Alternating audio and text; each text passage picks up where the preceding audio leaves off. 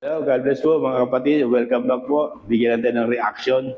Medyo nagkaroon ng counting delay. Kahit na nanonood tayo, iniwasan natin na magkaroon ng tinatawag na opinion at reaction. Baka lumitaw na gumagawa lang tayo ng kwento. Kaya hinayaan ko muna na makita, mapanood nyo, mapanood ko, at nakita na yung kaganapan kung ano talaga ang totoong kaganapan. Tito Soto, Senator Tito Soto, deserve mo na mabato sa labas. Bakit? Sinungaling ka eh. Hindi ka nagpapasok. Kita na sa picture. May naglalabasan na. Magkakaharap kayo sa lamesa. Idinidinay mo pa. Ano, di ba?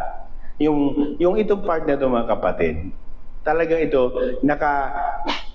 alam to ni Senator Tito Soto sa pakikipag-ugnay ng NBI. Bakit? Magkakaharap nga po sila sa lamesa. Alam niya kung ano talaga ang mangyayari. At yung part na bandang huli, nalaman nila, kaya kita mo, nag-alisan sila. Tito Soto, Lacson, Lito Lapid, Aquino, Pangilinan, Ontiveros, di ba? Dalawang Tulfo, di ba? Kasi nga alam nila, base doon sa nakikita na napanood, na may mangyayari sa Senado. Kaya nagpulasan sila. Yun, yan ba yan? Yan ba? Iniwan nyo yung Senado para guluhin ng NBI o guluhin ng sino pa man yung pumasok dyan na nagkaroon ng putukan. Hindi na iginalang ang bahay mo o bahay ninyo. Ganyan ba? Tapos iiwanan nyo na lang ng ganon-ganon? Nasaan? Nasaan ang pagmamahal nyo sa Senado? Bakit? Ang maiiwan doon yung mga pumalit sa inyo, kaya hinayaan nyo na lang sila. Ang naratibo nyo ay wala na kayo eh. Sila ang maapektuhan. Yun ang naratibo nyo eh. Kaya kayo umalis eh. Bakit? May nagtip sa inyo. Base sa sinabi ni Amy Marcos at saka ni Senator Lori Legarda na talagang may nagchat sa kanila, may nakaalam na may mangyayari sa Senado, kaya kayo nagsialisan. Ganyan ba? Kapag ganyan ba yung bahay nyo ha? Tito Soto, Lacson, alam mong iiwanan mo? Iiwanan nyo? Para ano? Hayaan mo sila. Wow. Anong naipakita doon? Anong moral lesson na naipakita mo sa sambayan ng Pilipino? Yung mga umalis na yon. Wala kayong pagmamahal sa Senado. Ang alam nyo lang yung sarili nyong interes sa buhay nyo. Di ba? Interes nyo lang sa sarili nyo. Dahil kung mahal nyo yung Senado, dahil bahay nyo yan, dapat hindi kayo umalis. Dapat inarap nyo kung ano man yung mangyari dyan. Kaso nga, tinipang kayo, base doon sa sinabi ni Amy, ha? Nagre-relay lang tayo sa mga sinabi ni Amy Marcos. At saka na talagang may nag-tip na may mangyayari sa Senado kasi kaya nag-alisan kayo. Diba? Nakakalungkot mga kapatid. Diba? Itinuring niyo yung tahanan. Ilang taon na kayo yan nanunungkulan. Ilang taon na kayo senador. Pero dahil sa sarili niyong interes, sa sarili niyong iniwanan niyo yung tahanan niyo. Kung ano man ang mangyari, nasaan kayo? Di ba nakalabas na kayo? Di ba? Tingnan niyo mga kapatid, kung anong mayroon sila na pagmamahal. Naiwanan na lang yun sa Lakwat, sa Robin Padilla, sa Lakwat, di ba? Sa Marcoleta, nandun. Loren Legarde, Amy Marcos, nandun sila. Di ba? Robin Padilla, yan. Bato, Alan Peter Cayetano, nandun sila. Pia Cayetano, nandun sila. Pero yung mga napalitan, o yung mga kasama ni Tito Soto, nagsialisan. Bakit? Bakit sinasabi ni Amy Marcos natipan na may mangyayari sa Senado, kaya umalis lang kayo dyan? Iyon ang nakita na, anong moral lesson mga kapatid? Wala kayong pagmamahal sa Senado, kung saan dyan kayo tinubuan kung ano-ano. Ang tagal nyo na sa Senado, pero hindi nyo kayang ipagtanggol ang Senado. Dahil kung alam nyo may magnyayaring kaguluhan, dapat hindi kayo umalis. Depensahan nyo ang bahay nyo.